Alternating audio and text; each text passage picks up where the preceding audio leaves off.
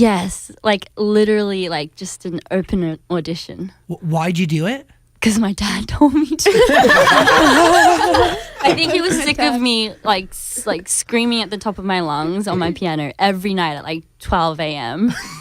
I think he was sick of me, so he just wanted to like get rid of me and just like send me to South Korea to just fulfill my dreams. Yeah. It's so funny. Once I grew up, they told me, they were like, Rosie, like, to be honest, it was really hard for us to like, you know, go to bed when you were like singing at the top of your lungs. I think I would sing like Beyonce's Listen when I couldn't reach the notes because I was a terrible singer, but I used to do that. And I think my dad was like, okay, I think she wants to do music. And he asked me, do you want to take an audition? And I was like, I don't even know if I was qualified. So I was like, is that even a question? Like, can I? Like, am I allowed to? Like, but it was funny because I was like, yeah, okay. And then my parents had a whole fight about it. Like, mum was worried. Yeah. But in the end, they decided to be really, really supportive of it. And I flew all the way from Melbourne to Sydney to take the audition, and I got it.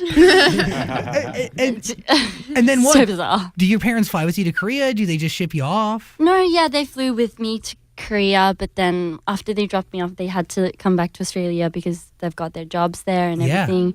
So that's when these girls became my like family, and they really, really stuck by me through all those times. It's cool. 16 years old. And look at y'all now. By the way,